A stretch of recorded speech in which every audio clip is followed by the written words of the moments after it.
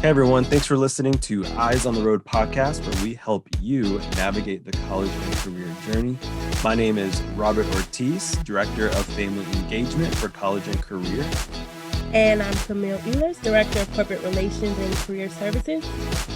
Well, Camille, we have arrived at our last episode of Season 2, which is crazy to think about because I feel like we were just starting the school year and launching our second season and had just a great lineup of guests in store for the year.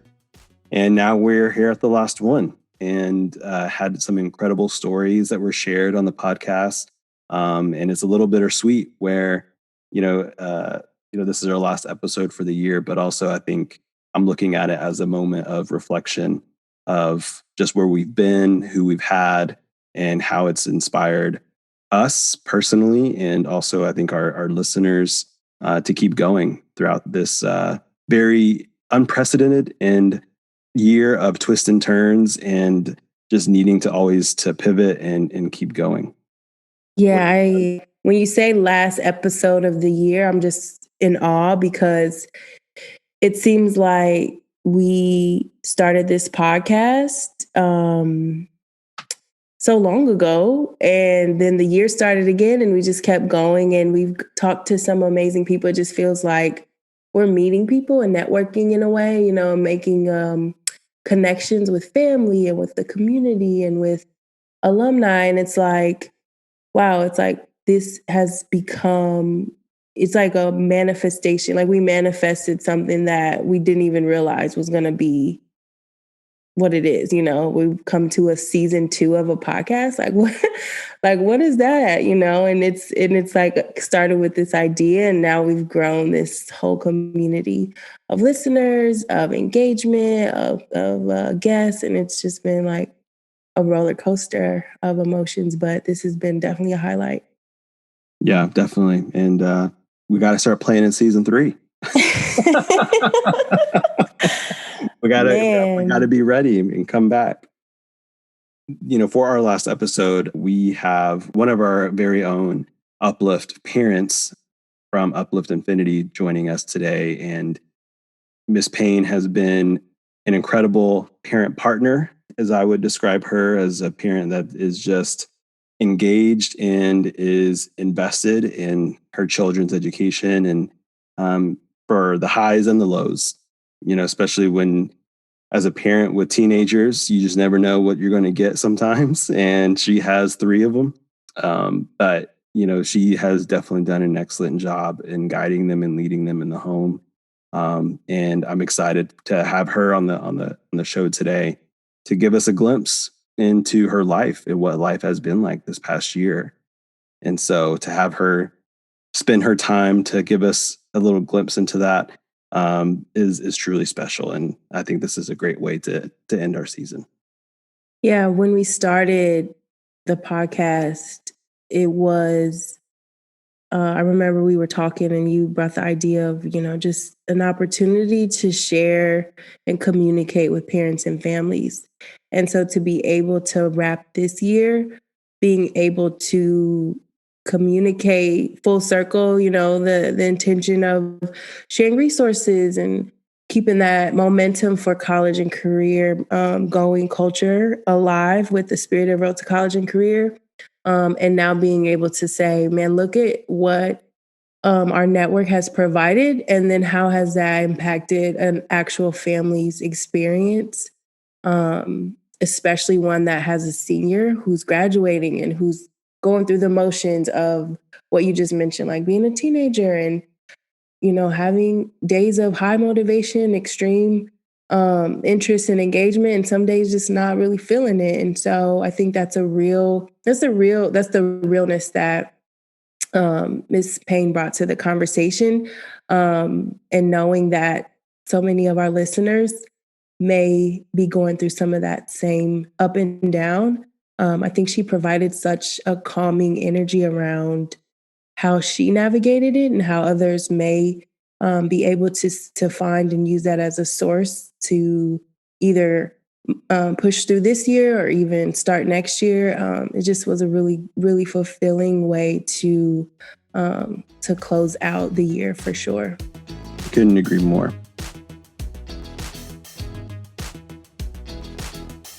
Today, we are very excited to welcome our special guest, Miss Charlene Payne, who is and has been an active parent at one of our Uplift high schools, which is Uplift Infinity. So shout out to our Uplift Infinity families and scholars who may be listening to the podcast. And so, Charlene, we're so excited to have you with us today. So let's get started by having you share with us a little bit of just who you are and how long have you been an Uplift parent and how many kids you have, what grades they're in. Yes, I'm Charlene Payne. I'm from Harper City, Maryland County. I migrated to the U.S. in 1999 from the Civil War in my country, Liberia, West Africa. I'm a phlebotomist.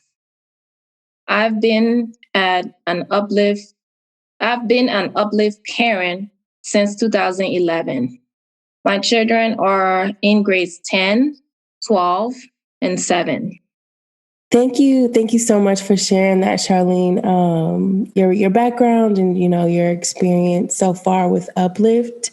So thinking back to when you first were introduced to the school system, maybe when you were moving to Dallas or when you were thinking about what schools to send your children to, do you remember what you considered? Like, what were some things that you were looking for in a school? And then what did Uplift offer from that list of things that you were looking for that made you really want to enroll your children here?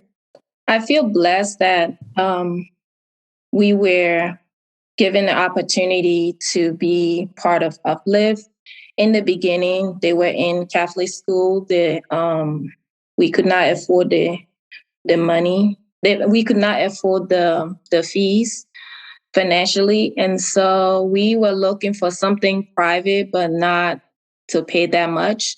And so when we got the letter for now our 10th grader, and at the time he was in second grade, I think.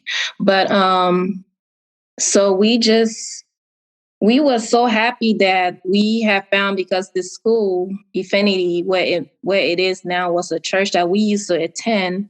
And so when he was in pre-K, he went there as a pre-K student. And so when they changed it to Uplift and we got a letter, the lottery, to say that he was accepted, we was just so excited because we were looking for something. Everything we were looking for is what Infinity had as far as private school. And we was just so sad that our other child couldn't go there because the grades they had, he wasn't, they didn't have his grades. So he had to go to public school for a while. But it was a huge difference from the public school to Uplift. So, and as soon as we could get him in there, we did. So yeah, so we've been there for a long time. Yeah. Do you remember, like, when you say, it had some of the things that you were looking for, comparing it to a private school? Was it like the academics? Was it just, some of the rigor that was aligned with some of the coursework? Or what were some of the teacher experiences? Like, what would you say are like similar things that you said, man, this is really, this is it? Because knowing Uplift, it is a, public charter school. Just curious, thinking about what are some of those qualities that Uplift had that made you say, like, yeah, that's where I feel is the best place for my child. With the experience of the public school, we had really bad experience with teachers. They were not as engaged as Uplift had for us. And so we were looking more for the smaller classes and just the whole communication and I guess education. At the time, the school was new, so we didn't know what it was going to offer, but we just trusted that it was going to be better than the public school. And because I think the classes are smaller than public school. And we were looking for more like one-on-one with teachers, and we got that all through the years we've been there. So that's one thing I can really give to Uplift. Nice. So like the small class sizes, the one-on-one attention, all the things that Uplift offers, I think that is definitely something that having the small network is really something we are proud of. Yes, but every teacher we have encountered with, we have had nothing but good things with them. Yeah. So yes, definitely. I always forget that Infinity used to be a church. Yeah. So I think I remember you sharing that before, and I completely forgot. How was you said your 7th grader? 10th. He's in 10th grade. Yeah, so because he was the first one of your kids to go to Infinity, is that right? Yes. So was that weird for him to like, this used to be my church and now it's my school? Yeah. Yes. Yes. You know, that's the thing about the community, right? It shapes right in front of your eyes, and you're like, what? Wait, I used to play on this lot, and now it's X, Y, and Z, and it's like, I think those rich experiences that scholars have with their communities, I think, are something we could elevate in so many ways. Like, you're doubly poured into from this space, like, you know, your belief, your religious system is poured into you now. These educators have poured into you. Like, you know, must be something about Infinity that has made this a space for you and your family to thrive. Definitely. That's cool. Well, shifting gears, I think every episode that we have on the podcast, we're talking about COVID-19 or the coronavirus. We're now, I think almost, a little over a year ago this time, we were like, our lives were just beginning to flip upside down. And even then, you know, I think we were thinking of, oh, we have an extra week of spring break. And so maybe another couple of weeks, it would just be fine because we're just going to stay home for a couple of weeks, without having any idea that still a year later, we'd still be dealing with it. But it's been a year of hardship. You know, it's been a struggle for everyone. I wanted to ask you, you know, as a parent this past year, you know, how have you navigated all of that? How have you pushed through, and what were some of those things that really impacted you that you just had to figure out a way to make it to the other side? We had to really take it one day at a time because every day was a challenge for us. And we had to really follow the government's guidance, and just thankfully Infinity was doing the same thing. So we were on the same page, and it was just prayers, a lot of communication with friends and family. And most of my family, they don't have the same age group as my kids, so they couldn't really relate to me. So it was like just sometimes talking to the wall because they don't even know what to say to me. And that was hard. But, you know, with Infinity, like I said, the community, oh gosh, I don't want to start crying, but it's just so much that, you know, we had to take in. And prayers got us through, and just talking to people who would listen got us through. And it was just, it's rough. Even talking now, some of the words I can't even put out because some days you don't even know how you're going to get by. But at the end of the day, when 6 o'clock comes, you're like, wow, we did that, you know? So, it was a lot of communication and sometimes crying, you know, together, praying together, fasting together. We did a lot of that also. So, yeah. Yeah. Well, no, I definitely appreciate you sharing that. And that's a real glimpse, you know, into your life. And also, I think there are people that are listening who resonate with that. I resonate with the taking a day at a time. I feel like every staff meeting we had, or anytime I was talking to my friends on the phone, like that was it. That's really what we could do. Well, how about your kids? Like, how were they pushing through, or how were they getting through this past year, especially with making those adjustments to online learning? In the beginning, it was rough for them because they missed their friends, and all my children were athletic or are athletic, and so they missed that. They missed the fact that they played and they didn't have that to do, and so some of that was a hard hit on them, but they tried to over time adjust to it, and the circumstances was a hard hit for them. And as a parent, for me, I'm very hard on them when it comes to their education, but I had to at some point just kind of give them a little break, because I seen it in their eyes that they was just struggling. It wasn't an easy road, but yeah, I can breathe now. And Mr. Otis, thank you for listening to me most of those times.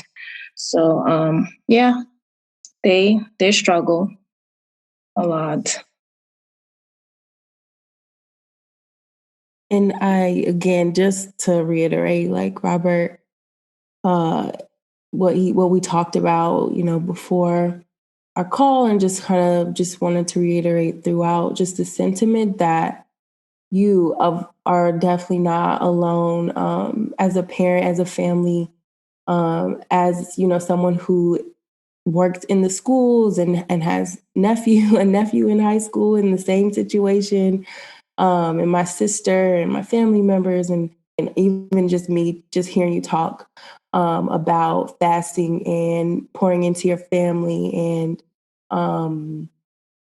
you said that at 6:00, you're like, wow, another day has passed. And it's like, man, that really hit me, because there's days where I feel the same exact way. Like, oh my, I made it, we made it through another day at 6 p.m. It's 5 p.m. It's another day done. And so I think that story as a way to, a source of inspiration as a parent and a family member. We are, as a network, so lucky. You say you're so lucky for Uplift and blessed, but I feel like our parents and our families, we are so blessed and lucky to have you all that believe in us and trust us, and open up to us, and open up your lives to inspire the other families and other scholars. So I definitely want to just thank you for sharing that. In thinking about Infinity, I know it's, reflecting can be a little challenging, and you look back and like, man, these people at Infinity have done X, Y, and Z, and it's really important, and causes sometimes a little bit of like choking up. And so I'm getting caught up over my words even, but do you remember like a time where there was something that maybe with one of your children or with your senior in particular that you mentioned, like you were going through something challenging, and Infinity staff or someone that you spoke with at Infinity, a teacher perhaps, was able to support you or give you resources that made you feel like, okay, we can get through this day or this experience or this moment? Yes, I would say, man, the team is just amazing. Dr. Fuller and his team, they are just amazing. The whole high school team is just, and I've been in that school for many years. And since my son, my 12th grader now, being in high school, I've never had any altercation where it wasn't anything that, when I called them, I email, I didn't get a response. Ms. Holder, she was so amazing. And yes, we miss her a lot. May her soul rest in peace. But it was just, I'm just so blessed. I I have some highs and lows with Eyefinity, but most overall, I'm just so blessed for the group of people God put in our lives, because it could have gone the other way. And I mean, the communication, even if I can't get one teacher, I get another teacher. If I can't even get maybe high school faculties, I'll have somebody in elementary or middle school that I know, and I reach out to them. I haven't heard from whatever teacher. Is there any way you can help me? Excuse me. And it was just like, oh, sure. And within an hour, 2 hours, 3 hours, I'll hear right back. It was never a 24-hour thing, even though that's what the policy says. I will always hear from someone within that day. So I'm just like, I just want to cry right now, because you guys have just been so amazing. What I see in Eyefinity, we're not leaving. We are not leaving. And so just the communication and the consistency, just every day. It's hard as a parent, especially for teenagers. So we've been through a lot, and the school has helped me a lot. First, thank you for sharing that, Miss Payne. I think, I would say, for us, right? And sometimes we don't know what is being felt or what is being experienced on the other side. And so to hear your reflection about your experiences and for that to be reflective of a community, right? A community of teachers and staff and students. And so I just want to thank you for being vulnerable and taking those moments to share that. And I just want to thank you for being a partner, because we couldn't do it without you as a parent and being the influencer that you are for your children. Because at the end of the day, the decisions that are being made ultimately impact your family, and it impacts future generations of your family. And that's, the power of education and where that leads to. So just to say thank you for sharing that. If I could go back to something you shared real quick. I know you mentioned, you're very hard on your kids when it comes to education. And I know that's been part of our conversations before too, of just like how you're just on them with those things. But you mentioned that there was moments this past year where you saw in their eyes that they needed a break, or they just needed some grace with what was going on. Is there a particular moment or situation that you wouldn't mind sharing where like that was very clear, like that was very clear for you of like, okay, this is the situation, this is what's happening, and I need to maybe loosen the grip a little bit? Yes. I'll go back to my 12th grader again. It's just like he fell back. He's like, I'm not going to, he didn't say, but basically that's what was going on. There's nothing else for me, so I'm not even going to do my work. And he's a good student. And so Dr. Fuller, his team, myself, my husband, and even his brother had to, because at one point, one of the teachers suggested, I think it was Miss Holder, suggested, his brother can talk to him and try to, tell him, what's good if he does what he's supposed to do, which is his work, and turn it in. What would become what would the outcome be? And so we had to work on that. And so that's because he was just like disinterested in life. And we tried to figure it out. We couldn't get anything out of him. So what I realized was just to back off a little bit. I wanted him to get a good scholarship to go to university, because he wanted to go to a prestigious university that costs a lot. And so looking back, I think withdrawn from doing what he was supposed to do, I just took a break from him. And when I took a break, he took a break too. And so we got in a really, really situation where he needed everybody's help to get him to the finish line. So I was actually reading something yesterday that was saying there's a lot of conversation in academia and just like in anyone who works in education, and parents and families, I'm sure, have heard through various sources or principals or teachers or whatever your communication with like news or updates on scores and testing and grades. You mentioned GPA. And so I was reading something, and there's all this conversation around learning loss and GPAs and the slide and how grades have students have been disengaged, and it's such a resounding like theme across the country, right? Like it's not like your son is not the only student in the country who feels unmotivated. It's a pandemic, and we talk about learning loss or GPAs adjusting, but it's like the reality is that students have actually learned a lot this year. It's not necessarily GPA can be measured by it. So our students are probably 4.0.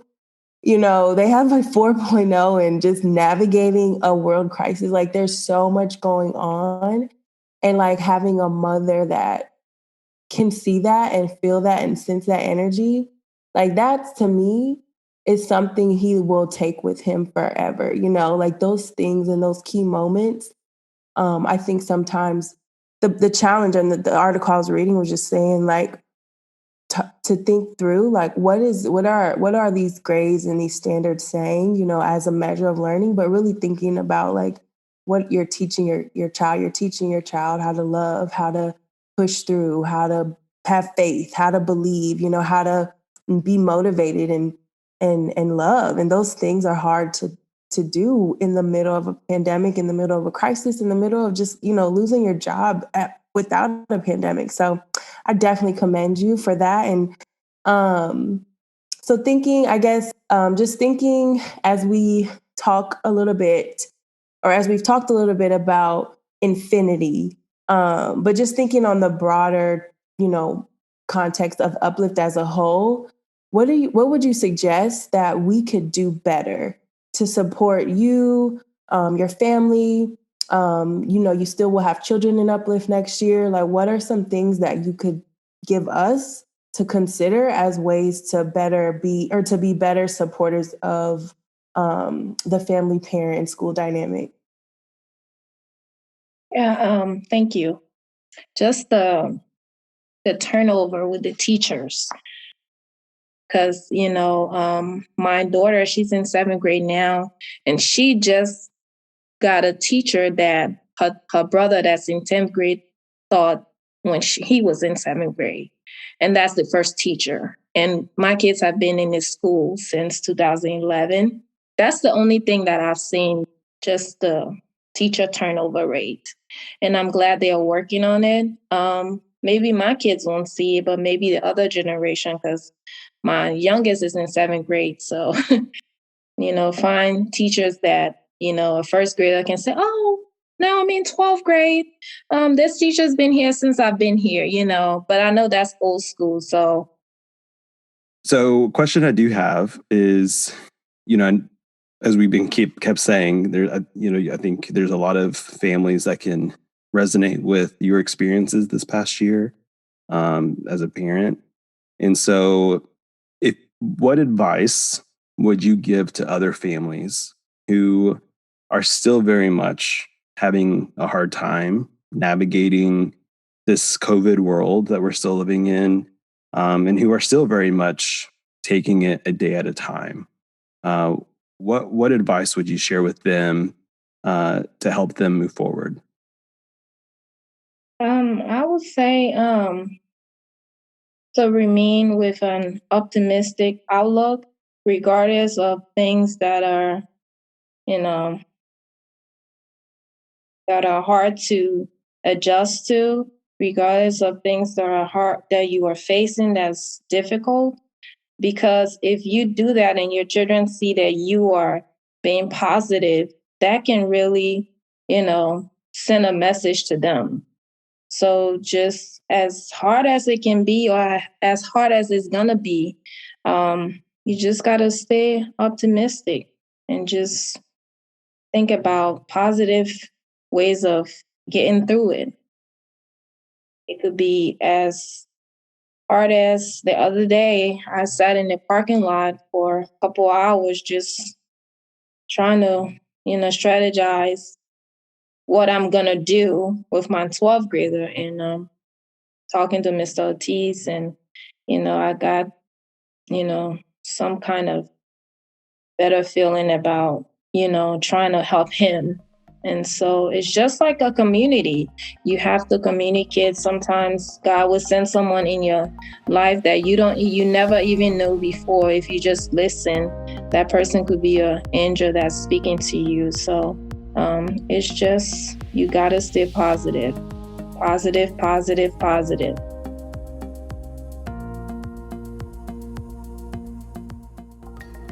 Hey, thanks for listening to today's show.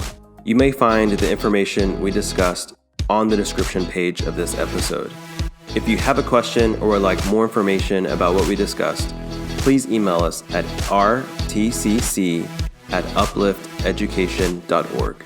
Also, don't forget to subscribe to the Eyes on the Road podcast, wherever you listen, so that you don't miss our next episode. And until then, be well and shine through.